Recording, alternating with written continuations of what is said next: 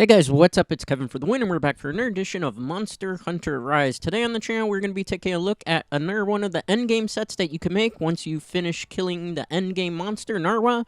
This is the Narwa set. As you can see here, it's kind of inverted stats from the Ibushi set that we featured on Monday. As you can see, it has its own unique skill, Thunder Alignment, as well as Rapid Morph. It also has Constitution, Critical Draw, Guard, Part Breaker, Artillery, Guard yet again, and on the foot it has Marathon Runner, Evade Window, and also Thunder Alignment. This is a talisman I'm rocking, but I'm probably going to switch it to a Part Breaker, and this is also the Glaive that is unique to it. This is a really good armor. Unlike the previous armor that we showed, you actually don't have to spend any armor spears to actually max it out. It comes automatically maxed out. Defense will cap at 411, fire resistance of plus 13, water resistance of plus 8, thunder resistance plus 27, ice resistance minus 12, dragon resistance minus 17. So you want to stay away really from dragon and water types in this particular scenario. Thunder alignment, I'm going to bring this up on the screen for you here in a second to show you. But you also get guard level 2, which is really good. You also get marathon runner. Artillery is pretty good for gun lance. Part Breaker is good for just about any set. So, Thunder Alignment says when you max it out, it grants the effect of Fortunate, which gives you more reward items. At level 4, it's going to give you a lot of Thunder Defense. Guard is very simplistic. It just says decrease the amount of your guard. So, like if you're using Charge Blade and whatnot. Blight Resistance was from the Talisman. Marathon Runner reduces the continuous stamina depletion. Constitution, again, that has to do with stamina. Offensive Guard, this is kind of an interesting skill as it gives you plus 5 when active, but I believe you have to actually use Guard here. Critical Draw is a very common skill that's used on Greatsword. Gives you affinity every time you basically draw your blade and hit with it. Artillery, this is primarily something you want to use if you're going for gun lance. Evade Window, that's pretty much great for anything with Insect Glaive or Dual Blades. Part Breaker, this works universally with everything. Rapid Morph, now this skill in particular works with the Switch Axe. It's a brand new skill that was just featured in Monster Hunter Rise. So as you can see, it's got a lot of skills. Unfortunately, not a lot of slots available for you to gem in it. So you would probably need a free slot talisman to really get the most out of the set, or a free slotted weapon for the day. It's a demonstration. I am going to be using its Insect Glaive, which unfortunately has no slots, so this is going to be pure. However, I'm using the Rampage skill, which is Narwa's Soul, which says if you have all 5 pieces plus the Glaive, you get an even larger attack increase. So that's significant for this particular set. We are going to be hunting today, first off, a Narkuga, which ironically is probably not the best example I should use against this particular armor because it is a wyvern, which means it can deal dragon damage to me. However, I want to show you even at a maxed out stats that this can actually do pretty well even against those naughty wyverns and dragons. So, as soon as we find it. Now, I'm going to actually discuss something on the channel that was actually put in the comments, which was a great suggestion. Unfortunately, I'm not able to do that. No, we are not fighting a Narkuga. We're actually fighting Rathian, so this can go pretty well for us. We do have fire resistance, so its Fire Blast isn't going to do too much to us. But something that I am actually going to address on the channel is something that was on the comments. Someone suggested that for future installments of videos that I actually showed the damage output that's being done. As I mentioned in the first episode of Monster Hunter Rise, I actually don't like seeing hit points being distributed on monsters when I'm playing Monster Hunter. I prefer the more cinematic experience. However, since these are guides in regards to how to use particular armors and how to maximize the skills to do the most effective amount of damage, I will, for the next installment and the installments going further on past that, actually put back on the hit point display so that you can see how much you're hitting the monster for with these armor sets and weapon builds and skill builds that I will be churning out. Now, on Monday's episode, we are actually going to be going into new territory on the channel. I'm going to be covering endgame armors. As I mentioned before on Monday's video, endgame armors in particular are classified into 2 separate categories. There are endgame armors that are basically pure armors that you make based on one particular monster where you just use that monster's armor to get the most out of that. And in particular, endgames for that would be the Ibushi set, as you're seeing now currently on the screen. The Narwa set also works very well. The Sinister set, the high rank version of that, which is the Magna Malo armor set. Those are all considered endgame armor sets that are based on monsters, and those are the ones that you can pretty much use to get the most out of your HR7 questing in terms of the story. Now, there's another category for endgame sets, which is considered mixed endgame sets. Now, a mixed endgame set sounds exactly how it sounds. Mixed sets mean you take the best pieces of various different armor sets, like a piece from a monster from the arms, a piece of a monster from the head, so on and etc., and mix them together to get the best maximum amount of skills for the weapon that you're using and skills that are the most effective for those particular weapon types that you are indeed using. So we are going to be branching off into that particular territory in Monday's installment, where I'm going to start working on showing you off mix sets. The first mix set that I'm going to cover is actually the S tier to be S tiers for Monster Hunter Rise as it stands before any new updates come out. That is the mix set in relation to the light bowgun. It apparently now is the case that light bowgun, which was a gun that was never necessarily bad in Monster Hunter Generations, nor necessarily bad in Monster Hunter World, has actually gotten significant buffs and increases and just works so much better compared especially to its Generations counterpart. It's actually right now overtaken heavy bowgun use, because even heavy bowgun users have decided to abandon heavy bowgun in favor of light bowgun. That's how strong it's gotten. So I'm going to be showing you a very effective endgame build that doesn't take actually too much work in regards to getting the pieces for it. The most you're going to really be spending your time on is farming for Narkuga pieces, because the light bowgun set for that particularly uses Narkuga pieces, and it's maxed out. It's called Night Owl. I'll be getting a bit more into that on Monday's installment. Let me connect here with the tail and chop it off. In particular for this run, Raffian is very weak to Thunder Element, which is what the Narwa Glaive is. Oh, it's a good thing I was able to trip the Raffian right there, because I was getting ready to do its tail swipe, which it does twice.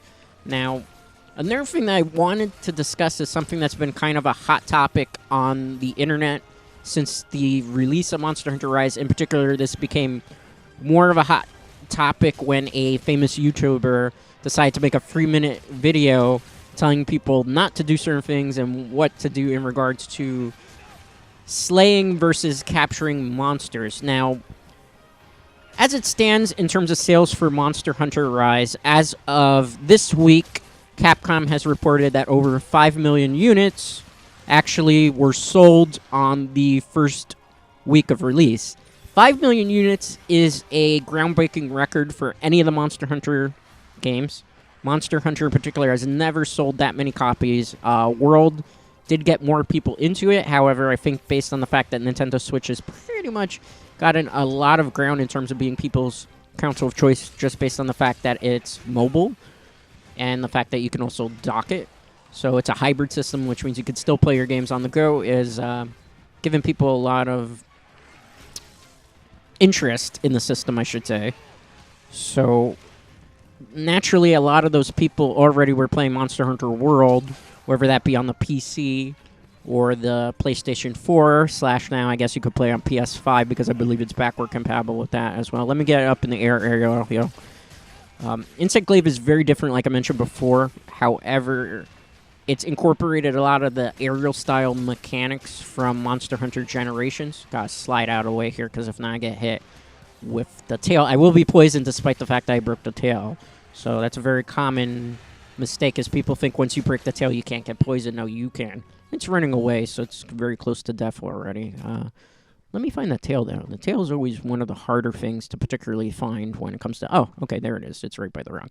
But yeah, in regards to hunting and slaying monsters versus capturing, there is a little bit of a difference. There are 4 monsters in Monster Hunter Rise, where particular parts from them will only drop if you slay the monster. That's the Ana Jump, which was a monster from Monster Hunter World. If I butcher any of the names for these monsters, pardon me. I am not native Japanese, so I'm just sounding them out as how they would say for the American kind of sounding for it. The Flame Spider, which is the Ragna Kadaka. And then there's also two other monsters which are not as noteworthy, where you can only get particular parts from them by slaying the monsters. Now, there is, however, a bit of a difference when you actually capture monsters.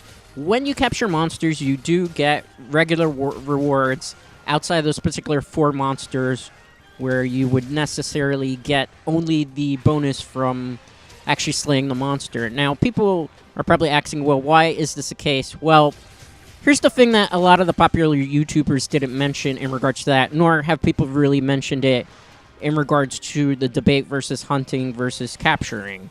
Now, when you're playing Monster Hunter, as you've been seeing me fighting this Raffian here, I have Part Breaker level 2 equipped right now.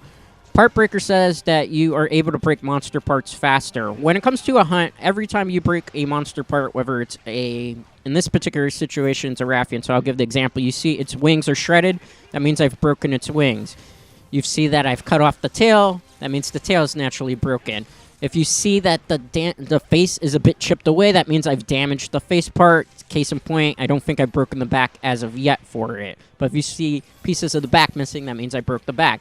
Now, when you're hunting, it's kind of important to actually break monster parts, because based on the way how RNG works in Monster Hunter, this has been the case with just about every monster in the game that's come out.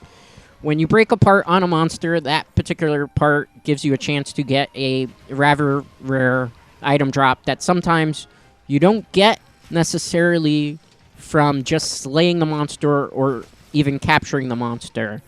In particular, like, I'll give the best example here. We cut off the tail of the Raffian. When I carve that tail, most of the time it's going to give me a tail. The only way really you're going to get a high chance of getting a tail from a Raffian is by cutting the tail and carving it. Now, there is a chance that when you capture a Raffian, you might get a tail piece, but there's a significantly less chance when you are capturing it. Now, in retrospect, when it comes to plates, which is something that you see very common for, in particular, low-ranked versions of monsters, it's actually better to get the plates from actual carves of the monster, which means you have to actually slay the monster to carve it. It's somewhere along the lines of 2% to 3% chance without using eating skills, where it buffs the amount of chances you can get. Raffian is already flying away and limping, so that means it's close to death there. It was going to die super fast based on the fact that Narwa is full. I'm hitting for almost 200 base attack, and then when you factor in the thunder, plus the weapon's actual attack as well, it's hitting significantly hard. But in the case with the Raffian, if I slay it a whole bunch of times and I start carving it a whole bunch of times, I'm saying between maybe an hour to 2 hour session, the chances of me getting a plate that way is going to be significantly higher, despite it being a 2% chance, as opposed to if I capture it, where, yes, I have a chance of getting more item rewards.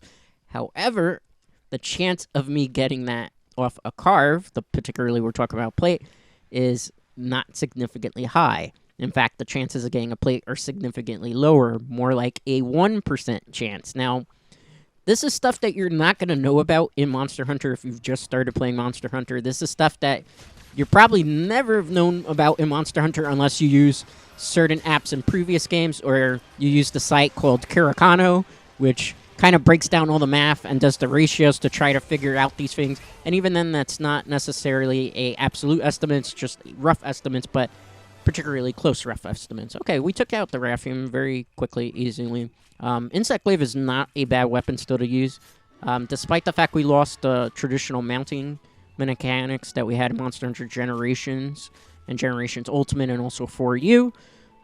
We have a lot of aerial combos that we could do, so we actually lose the fact that we get to mount monsters, but we gain a whole bunch of aerial DPS, which is something that no other weapon type can do necessarily in Monster Hunter Rise. Now, getting back to the whole carving versus capturing debate, I'll give you another example. When it comes to getting, in this particular situation, a Raffian ruby, that's actually pretty hard to do. That is something that it's, again, only a 2% chance of getting it off a carve, and you have to also break pretty much all the pieces of the Raffian to try to ensure that you're going to get it. It can also drop from a rare part drop, which only happens if you actually break pieces of the monster. That's that shiny little glowing white silverish thing that you see sometimes. So obviously if you capture, oh, this was a great example of this. I killed the Raffian, and you see those shiny items there? Those are 2 Raffian plates. So I would probably not get 2 Raffian plates unless I broke all those pieces and actually tried to carve the monster. If I capture it, chances are a very low percentage of getting 1 Raffian plate. So this is kind of why people put an emphasis, particularly in Rise, on slaying the monster versus capturing, but they don't go into the mechanics of you have to break all the parts of the monster and slay it to guarantee these particular rare drops. If you just slay the monster, chances are, and you didn't break any of the pieces, the chances of you getting the part that you're necessarily looking for that's rare and unique is extremely low. Now, capturing is good for monsters where you're not looking for unique parts, or so, like, basically all the low-level monsters, which is like Great Woggy and the Great Baggy, and maybe I would even put the Tetradome there and Vovodome. Low-level monsters. Those are necessarily, when you're trying to get very common items, it's better to capture just based on the fact that if you capture a monster, you get more rewards. And then there's always, sometimes you'll get a very low percentage of maybe getting a tail. Sometimes you'll get a plate. Sometimes you'll get a ruby. It's very, very low chances in terms of carving. Not carving, in terms of capturing, that you are going to see those numbers, which is why people say slay versus capturing. However, it really depends on what you're looking for. If it's a common item and you don't have a lot of time to spend farming, and you're not farming with a group, and you run into a situation where maybe you're not doing a lot of damage to a monster to be able to kill it, capturing probably will be your better option. Or if, case in point, we're fighting a Samakanth here. I hope I pronounced that right. There's a fish thing. This will die pretty quick, too, because it is weak to thunder. I actually need pieces from this. So this will give you another good example of why it's better to slay monsters, because of all the part breaks that you get versus capturing in this particular case. But another situation where you probably be better off capturing a monster versus carving. This particularly applies to if you're playing with other people, particularly online or local. Let's say you're in a situation where you're doing a really hard hunt. Let's say it's high rank Magnamalo. And let's say the people you're playing with don't have their armors maxed out. Maybe their armor is weak to the Magnamalo. And let's say 2 of your people that you're hunting with end up dying and they cart once. Well, if you cart 3 times on a mission, it's game over. I don't think there's insurance in this particular game like there was in previous games, where if you ate for insurance, it would give you 1 extra cart, so you could die 3 times plus the additional 1 more time. So basically, you had 4 cart chances versus 3 to be able to do it. So basically, capturing works off in that situation where if you think your partners are going to die, and you think that you're going to fail the quest, and you've spent a lot of time actually on the quest, because sometimes playing online, if people are not very well equipped, it could take anywhere between 20 to 25 minutes just for 1 hunt because of how slow everything's going or how not well organized you are. And you see that the monster's fallen asleep, and they haven't brought barrel bombs in particular to do like sleep bombing techniques, which is something maybe I can go into in a future installment when I make an actual sleep bombing particular armor set. It's kind of great in those particular situations to just capture the monster as avoids failing the quest. Those are probably one of the only situations you want to do that. I would only recommend doing that particular situation if it's already agreed upon in the online room, or if it's your particular quest where you're the room host, where you basically can make that decision for the group yourself, or at least it's agreed upon, because sometimes people will get mad that you capture it. This is something that happens a lot on the Game Pack forums. I've been seeing people whining about that, particularly because people are capturing as opposed to slaying during hunts. Usually those particular situations, as you see on forums, is because there's no communication prior to joining the room as to what's agreed upon in terms of hunting etiquette, which is very important. But that's basically a situation where maybe capturing you will want to do it just based on the fact that you have a high chance of failing a quest. And no one really on an online hunt wants to spend 20 minutes hunting something that's very beefy and then find out you failed the quest. It's kind of a waste of not only the room host time, but obviously everybody that's in the group hunting's time as well. So that's kind of one of those situations where maybe you want to capture. However, usually, if people are posting online a hunt and it's like on a Jotun for Magnamalo is the targeted quest, chances are they're going to want to slay the monster because they want to break all the parts of the monster so that they can get the parts that they're looking for. And most of those parts, as I just mentioned, are things that you don't necessarily see quite often getting captures. And there's some that are just unique to breaking. On a jump, in particular, Magnamaglo are one where breaking all the parts, carving off pieces of the monster, and getting the kill and slaying it are the only way to get items. So that's why slaying is usually better than capturing. However, if you're just looking for common items and not looking for rare part breaks or anything of the sort, capturing will give you more rewards. So which is better? Really? That's all dependent on whether you're hunting with people and what you're particularly hunting or what you're particularly farming. If it's not something within those 4 monsters where it's a very rare part break that you can only get during slaying, maybe you want to capture some things if the opportunity arises. But usually when you're hunting in a group of 4 experienced hunters, the chances of you capturing a monster are low because chances are you're all using maxed out endgame sets, which means most of your hunts are going to probably last, at best, 5 minutes, 4 minutes with a very well-organized group, 10 minutes if you're using all bad weapon types and there's not a lot of synergy going, but it's still pretty short. So that's pretty much my 2 cents in regards to the matter. Figure I would end the debate, but explain it a bit better than what people have been doing online, because they're just saying, no, slaying is better, capturing is not, but they're not going into the logistics of it. Slaying is better because it gives you more chances of breaking monster parts and getting shiny drops, which shiny drops give you more rare parts as well, but that can only happen. Case in point there, if you saw on the left hand when I was turning around, there's a shiny drop back there. I got that from breaking a monster part, most likely the frill of this particular fish dragon thingy's face. Case in point, you'd see it's all shattered and torn. There's the shiny in the background. I'm going to try to grab that, but I'll probably wait till I slay the monster. Here's another thing, too. When you ride the monster's wyvern, and if you're fighting another monster and you're doing the battle, you have more shiny drops that way, too.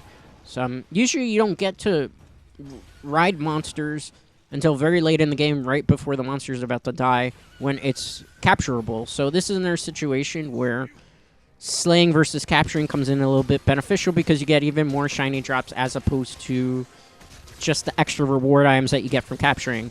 In the end run, basically what I'm saying is, if you destroy all the monster's parts, if you're eating for, like, let's say, High Carver, if you're doing wyvern riding, and you're picking up all those shiny drops that you're getting from the monster's break, you are probably getting a lot more quest rewards and rare rewards from slaying the monster as opposed to capturing. But really, it's a matter of preference, and it really depends on what you're farming and if you're the room leader as well.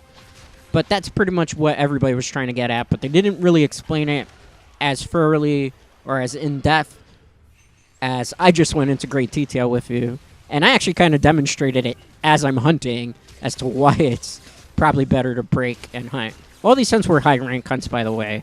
So, Part Breaker is really good on the Narwa set. Thunder Alignment is pretty handy because 2 of the endgame monsters in particular are quite annoying, which is high-ranked Zenogre, and in particular if you were just fighting high-ranked Narwa for art pieces, you pretty much tank any Thunder type here, even Kadachi, even Kezu, with this armor. So it's really good. You see Zenogre high rank quite a lot in multiple monster quests, and his armor pieces are stuff that people are after quite a bit. So that's really good for what Nara is good for. Basically, it complements Ibushi, because Ibushi basically is resistant to dragons and resistant to everything that Nara is weak against. And Nara is resistant to everything that Ibushi is weak against. So they complement each other. So in theory, if you built both these particular full pure sets, and you used them for your HR7 quest and further on, you could just basically swap out depending on the monster, and they basically do function similarly. The only difference really when it comes to the Narwa set is that it gives a bit more love to Gun Lance, Charge Blade, and also Switch Axe, as opposed to Narwa, which focuses a bit more with dual blades. Not so much gunning weapons, but it also does a great deal of help for Lance in particular. Not Gun Lance, but regular Lance. So they basically are mirrors of each other, where one skills help one set, the other skills help the other set. So very interesting. I would recommend, if you are still kind of struggling to finish your HR7s, just build both. And then swap out based on the monster, and use these armors until you start making mix sets, which we will talk about. I'm got a request to do a mix set for the insect glaive, so I'm going to be focusing on that probably over the course of this weekend. And then I will come back with one of those sets to show off in a video, hopefully by Thursday. I'm going to try to get it for next Thursday. But Monday will be the mix rank, or mix set for the light bowgun. Alright, so this were pretty fast hunts. The Raffian took probably about less than 10 minutes to kill. The Summon Kampf, I believe that's how you pronounce that monster's name. This probably took about maybe 8 minutes tops. If it was 10, I'd be quite surprised. Very strong armor. As you can still see, I tanked all the hits. These were all high-rank monsters. None of them were low-rank, so Raffian was the high-rank 6 or 5 variant. The Summerkampf is a high rank 5 or 6 variant as well, so pretty much you tank things. And the good thing about this armor is, although pricey to make, you don't have to level up with armor spears because it comes automatically maxed out, and the weapon is really good Thunder type element, which is something that you don't see quite too often here. Now, case in point here, see, target rewards from slaying, quest rewards from slaying. You can see broken parts; those are additional things that you can only get from slaying. See, I got a lot more pieces for this way. So anyway, thanks for watching. A like and subscribe are greatly appreciated. I'll see you for the next Monster Hunter Rise video.